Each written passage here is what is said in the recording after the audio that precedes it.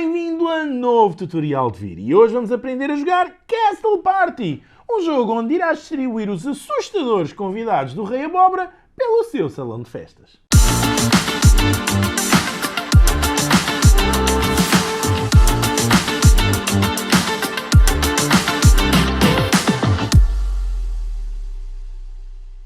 Castle Party é um jogo para 2 a 4 jogadores a partir de 8 anos de idade. Foi desenhado por Eugénio Castanho e José Maria Alué, ele que foi um dos autores do nosso Monstro das Cores. Dentro da caixa, estes são os componentes que encontramos. Temos diversos manuais, entre os quais um deles em português, 4 lousas, 4 marcadores, um grande bloco de cartas e nesta primeira tiragem já vem com uma carta adicional que é a promo número 1. Vamos agora conhecer as diferentes cartas de Castle Party. Temos aqui um baralho. E neste baralho há 23 cartas. 20 são cartas de forma, com diferentes combinações de polinhos, com 4, 3, 2 e 1. E ainda 3 cartas de relógio, que são estas que aqui estão. Há ainda um outro baralho que tem 60 cartas. E elas são os Reis dos Monstros, dos quais há sempre um de cada um, que são estes que vemos com um ponto adicional nas suas cartas. E temos ainda os unicórnios. Portanto, há um de cada monstro, 5 cartas no total, 5 cartas de unicórnio e 10 de cada um dos convidados monstruosos do Rei Abóbora. Sejam eles as esqueletas e os esqueletos, as Frankenstein e os Frankensteins, as bruxinhas e os bruxinhos, as fantasminhas e os fantasminhas e as vampiras e os vampiros. Tudo isto é devidamente baralhado antes de começarmos a jogar, mas há umas nuances especiais a vermos aqui com o baralho das cartas de forma. Ora então, recolhidas todas as cartas de forma, elas são baralhadas e devem-se fazer 4 pilhas. Pegamos num destes relógios e colocamos um em cada uma destas pilhas, voltamos a baralhar essa própria pilha com o relógio, portanto nós nunca vamos saber o momento exato em que o relógio vai sair, e depois sobrepomos uma sobre a outra, e no topo colocamos a que não levou nenhum relógio.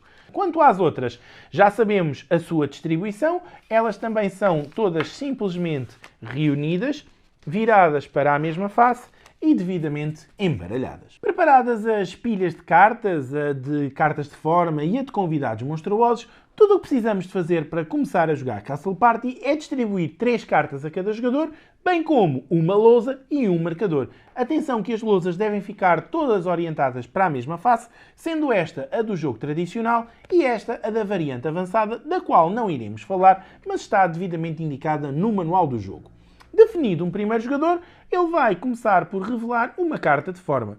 Ora, aqui temos a nossa carta de forma. O primeiro jogador, claro que nesta altura ainda é muito embrionário, mas ele pode orientar a carta de forma como bem lhe parecer vantajoso. Neste caso, podemos começar por jogar assim e o primeiro jogador tem que colocar a carta que vai começar aqui na zona que está assinalada com uma cruz. O jogador olha para a sua mão e ele vai optar por colocar esta bruxinha. Portanto, já está colocado, ele repõe a mão a 3 cartas. Isto é importante porque convém sempre termos 3 cartas na mão. Este jogador vai escolher uma das suas cartas e adicionar, e ele terá que adicionar nesta posição. Porquê? Porque as cartas têm que estar conectadas e a posição seguinte para definirmos esta forma é esta. Ora, o jogador olha para a sua mão de cartas, ele por acaso não tem nenhuma bruxa, mas é independente de fazer aquilo que lhe parecer mais vantajoso, e ele vai optar por colocar aqui uma esqueleto. Neste caso ele também repõe a mão a 3 cartas, vai jogar este jogador que tem que colocar aqui definido por esta posição. Ele opta por colocar também aqui neste caso um esqueleto, por acaso era um esqueleto, porque a esqueleto fêmea está aqui. Ele repõe com mais uma carta, e joga este jogador que vai fechar a nossa forma, colocando aqui também uma carta como lhe parecer vantajoso, e ele opta por colocar um vampiro e retira outra para repor a sua mão a 3 cartas. Neste momento, todos os jogadores vão assinalar o que aqui está, mas antes disso, qualquer um deles, partindo da ordem do jogador inicial, podia optar por utilizar uma habilidade especial. Neste caso, este jogador opta por colocar aqui uma bruxinha, nesta posição, depois 2 esqueletos e um vampiro. Aquele jogador tem que fazer esta mesma orientação, mas pode distribuir como lhe parecer mais vantajoso. Vamos imaginar que ele opta por colocar aqui os esqueletos, aqui o vampiro e aqui a bruxinha. Este jogador tem que fazer o mesmo, portanto ele podia começar por colocar a bruxinha, os esqueletos e o vampiro. Às vezes colocar no meio é vantajoso porque temos mais por onde expandir os nossos grupos. Colocar num canto também é vantajoso, porque temos mais espaço livre e acaba por ser possível de encaixar maior variedade de formas. Falta só este jogador jogar, ele pode jogar onde quiser. Imaginemos que ele quer então começar no canto para ser um pouco diferente. E já cá estão as suas marcações. Convém olharmos para ver se algum destes é um dos reis dos convidados, porque há aqui umas nuances especiais, neste caso nenhum deles é. Recolhemos todas as cartas e colocamos numa pilha de descarte.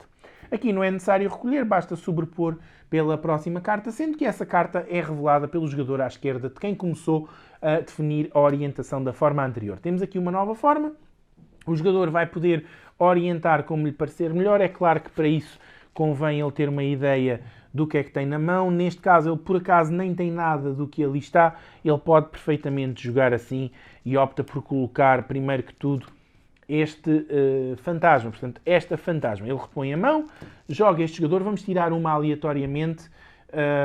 Colocamos aqui, portanto, esta esqueleto. Ele podia colocar aqui ou aqui, porque ambas estavam neste momento possíveis de jogar. Ele também repõe este jogador, coloca também uma. Ele escolheria, mas neste caso, para facilitar, vamos fazer aleatoriamente e colocar aqui a nossa peça. É agora vez deste jogador poder utilizar alguma habilidade especial. Vamos imaginar que toda a gente abdicou desse direito. Portanto, ele vai apontar. Tem aqui um esqueleto, ele opta por fazer uma coisa deste género. Seguiu a forma. Este jogador tem que fazer o mesmo, mas vai antes orientar aqui os seus esqueletos, tentando mais tarde colocar aqui um outro esqueleto e unir. Este jogador pode tentar fazer também o mesmo, se bem que aqui é um pouco mais complicado.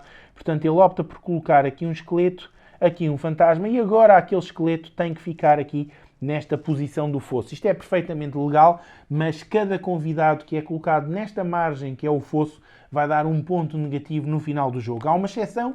Quem ficar em cima da ponte não dá nem pontos positivos nem pontos negativos, mas em cima da ponte só vão caber 6 convidados no máximo. Falta este jogador marcar, ele vai optar por colocar assim o esqueleto, aqui o fantasma e aqui o outro esqueleto. O jogo prossegue para o lado esquerdo, todos vão colocando os seus convidados até ao momento em que saia um dos relógios que estão aqui na pilha e aí vai-se dar uma pontuação especial. Simulámos nesta lousa o desenvolvimento de algumas rondas e, entretanto, saiu a primeira carta de relógio.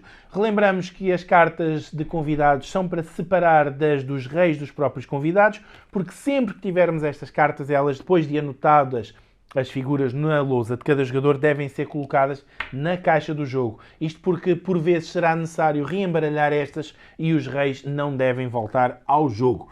Ora, então, temos aqui uma carta de relógio e chegou à altura de uma pontuação especial. Há 3 relógios no jogo, o terceiro significa o final do jogo, e em cada momento em que sai um relógio, nós vamos fazer uma destas 3 pontuações que vemos aqui nesta área do tabuleiro de cada jogador. Nesta altura é importante vermos o que é que cada uma delas faz. A primeira é o fogo de artifício. E neste caso, com o fogo de artifício, vamos poder pontuar um ponto por cada convidado que temos nestes 9 espaços que estão junto à janela, que são aqueles que conseguem ver melhor o fogo. Neste caso, se optássemos por uma pontuação de fogo de artifício, íamos ter direito a 2 pontos. Um daqui, mais outro dali. A segunda forma que temos de pontuar a nossa pontuação do relógio é a conga ou o comboio humano. E neste caso vamos ver qual é o grupo que tem mais elementos. Ora, temos aqui 3 bruxas, temos aqui também 3 Frankensteins, temos aqui 3 esqueletos. Portanto, no máximo, esta opção podia nos dar 3 pontos também. Há ainda uma terceira forma de pontuar, que é esta que está aqui, que é referente à presença do Rei Abóbora. E o Rei Abóbora vai nos dar 1 ponto por cada convidado que tem nos espaços circundantes, nos 8 espaços à volta, sendo que, se houver algum rei, ele também vai contar como um convidado diferente, se assim for necessário. Neste caso, vamos simular que vamos colocar aqui o nosso Rei Abóbora. E com a colocação do Rei Abóbora, vamos ver quantos pontos fazíamos. Ora, 1 ponto do vampiro, 1 ponto do Frankenstein, 1 ponto do fantasma e 1 ponto dos esqueletos.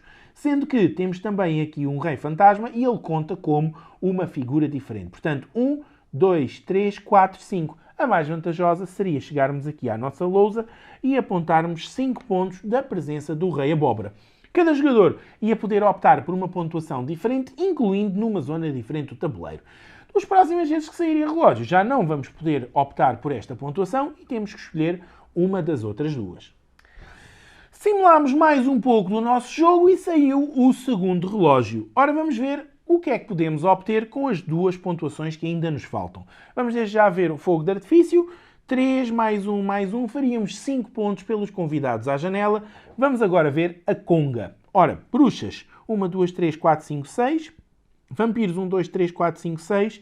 Esqueletos, 1, 2, 3, 4, 5, 6. Frankensteins e fantasmas não há tanto, portanto, mais vale fazermos 6 pontos do que 5. Vamos optar por fazer a pontuação aqui da nossa conga e assinalamos 6 pontos. O jogo vai agora prosseguir. Imaginando que tinha acabado de sair o terceiro relógio, íamos fazer a pontuação que sobra, que neste caso será a do fogo de artifício. O jogo termina de imediato assim que todos os jogadores fizerem a sua terceira pontuação especial. Neste caso, o nosso fogo de artifício não tem margem de escolha. 3 de um lado, 3 do outro são 6, mais uma no topo são 7.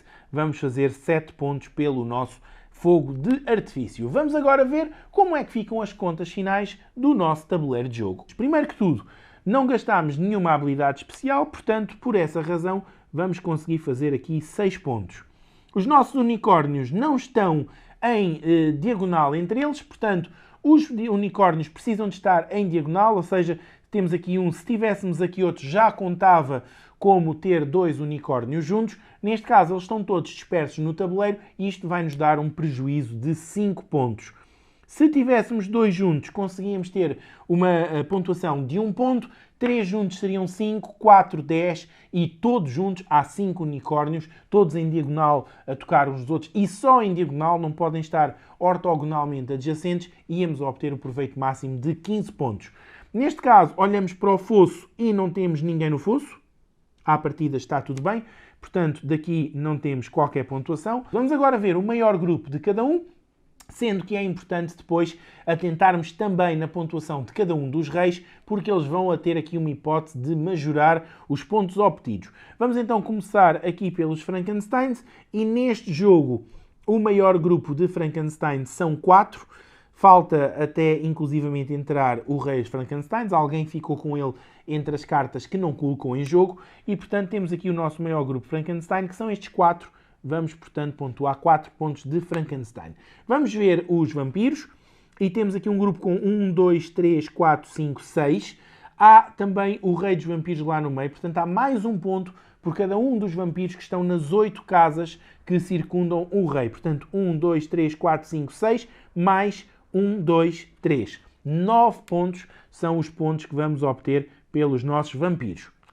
Vamos ver os fantasmas, representados pelas bolas, e neste caso temos aqui um grupo de 2 e um grupo de 4. Este tem o rei, mas ele continua a ser 2 mais 1, 3, enquanto aqui temos 4 pontos de raiz pelos nossos fantasmas. Portanto, vamos pontuar 4 pontos. Vamos ver os esqueletos, temos aqui um grupo grande, 1, 2, 3, 4, 5, 6, 7, sendo que está lá também o rei, portanto, 8, 9, 10 pontos a obter aqui da zona dos esqueletos.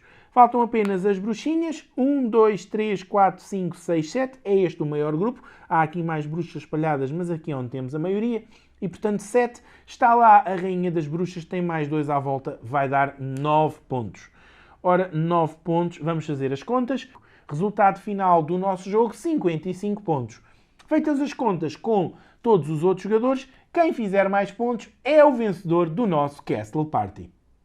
Foi novo tutorial de vir. Agora já sabe jogar Castle Party, um divertido jogo de virar e anotar. Esperamos que tenhas gostado deste tutorial. Se foi o caso, comenta, deixa o teu like, partilha o vídeo, subscreve o canal para não perderes os próximos conteúdos. Enquanto eles não chegam, boas gatanas para ti!